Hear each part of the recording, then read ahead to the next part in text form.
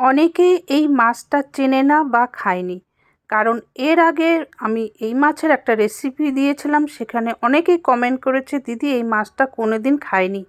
আমি এবার রান্না করে খেয়ে দেখব। হ্যাঁ, তবে বর বাজার থেকে আনলে। এবার তাহলে এই মাছের আরেকটা রেসিপি আমি আপনাদের মাঝে শেয়ার করতে চলেছি। তার আগে তো এই মাছের নামটি বলতে হবে, নইলে অনেকেই চেনে না। এই মাছের নাম হচ্ছে থোকা ইলিশ, মানে ইলিশের ছোট বাচ্চা। যখন ইলিশ বাজারে পাওয়া যায় না বা দাম বেশি, তখন কিন্তু এই মাছ এনে কিন্তু ইলিশের উপভোগ নিতে পারেন।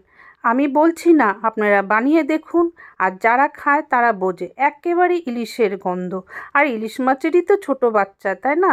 তাই আমরা এটাকে থোকা ইলিশ বলি বা ছোট ইলিশ বলি। এই মাছের কড়কড়া ভাজাও কিন্তু খেতে খুব ভালো লাগে, তবে একটু কিছু দিতে হয়। যেরকম আমার শর্ট ভিডিওর মধ্যে এই মাছের ভাজা দেওয়া আছে, আপনারা দেখে নিতে পারেন। আর এই মাছের রেসিপি তো আরও অনেকগুলো দেওয়া আছে আমার চ্যানেলেতে। নমস্কার বন্ধুরা, আজ আবার একটা নতুন মাছের রেসিপি নিয়ে চলে আসলাম। আর বাঙালি তো মাছে ভাতে, আর মাছের অনেক রেসিপি যদি দেখাতে পারি তাহলে বাঙালিরা খুব খুশি হয়ে যায়। যারা জানে না তারা নতুন নতুন রান্না মাছের শিখতে পারে। সেরকমই আজকে একটা নতুন রেসিপি মাছের দেখাচ্ছি। আমি এখানে থোকা ইলিশ নিয়েছি, এখানে ভালো করে লবণ হলুদ একটু তেল মাখিয়ে রেখে দিয়েছি। হ্যাঁ, থোকা ইলিশ খেতে কে ভালোবাসে বা কারা খেয়েছেন কমেন্ট করতে ভুলবেন না। আর আপনাদের ওখানে কি পাওয়া যায় সেটাও কমেন্ট কিন্তু করবেন। আমি এখন তেল বসিয়ে দিয়েছি, সর্ষের তেল। এটা ভালো করে গরম হলে এর মধ্যে একটু লবণ দিয়ে নিলাম, এতে মাছ ভাঙে না। এটা তো সবাই অনেকে জানেন, যারা জানে না তারা শিখে নেবে। আমি এপিট ওপিট করে একটু ভেজে নিচ্ছি। আর ইলিশ মাছের বাচ্চা তো একটু নরম থাকে মাছটা। সব মাছগুলো ভাজা হয়ে গেল। এখন যেটুকুনি তেল আছে এর মধ্যে আমি রান্নাটা সারবো। তার মধ্যে আমি কি দিব, এখানে টমেটো কুচি নিয়েছি দুটো, আর রসুন কুচি নিয়েছি কিছুটা। তবে রসুন কুচিটা বেশি লাগবে, আর কাঁচা লঙ্কা চিড়ে রেখেছি, এগুলো ওই তেলের মধ্যে দিয়ে দিলাম। যারা ভিডিওটি দেখা শুরু করেছেন কিন্তু লাইকটি এখনও দেননি, লাইকটা দিয়ে নিন। আমি খুব ভালো করে এটাকে নাড়িয়ে নিয়েছি। এখন এর মধ্যে আমি দিয়ে দিব 1 চামচ হলুদ, 1 চামচ লঙ্কা গুঁড়ো, আর স্বাদ মতন লবণ, সামান্য একটু জল, যাতে মশলাটা আবার ভালো মতন কষিয়ে নিতে পারি। আর আমি এর মধ্যে কিন্তু কিছু অ্যাড করব না। এই মশলায় মাছটা কি যে খেতে ভালো হয় তা একবার করে দেখুন এবং খেয়ে দেখুন। এই মাছটা হলো গার্লিক ফিশ কারি, মানে রসুন মাছের রেসিপি। আর অনেকে খেয়েছেন অনেক রকম মাছ দিয়ে, রসুন দিয়ে গার্লিক ফিশ কারি অনেক মাছ দিয়ে করা যায়। আমি এই মাছটা দিয়ে করলাম। এখন দিয়ে দিলাম পরিমাণ মতো জল, তবে জলটা আমি বেশি দিব না, কারণ এটা ঝোলা ঝোলা হবে না। এর মধ্যে আরও রসুন কিন্তু দিতে পারেন, যেহেতু গার্লিক ফিশ কারি বা গার্লিক ফিশ ড্রাই রেসিপি, এজন্য রসুন আরও দিতে পারবেন।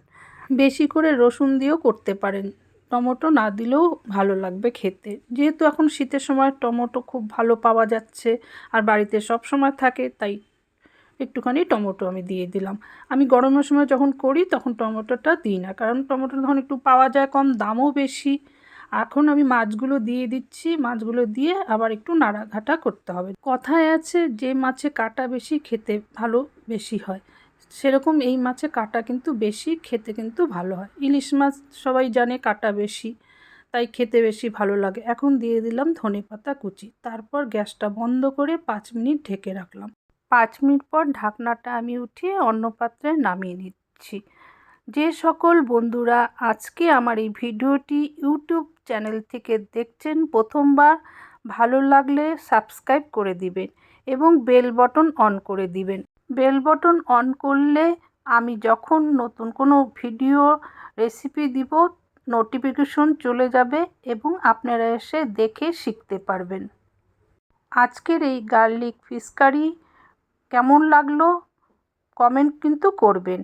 আর সবার মাঝে বন্ধু বান্ধব পরিবারের কাছে শেয়ার করে দিবেন, তারাও শিখতে পারবে এবং বানাতে পারবে।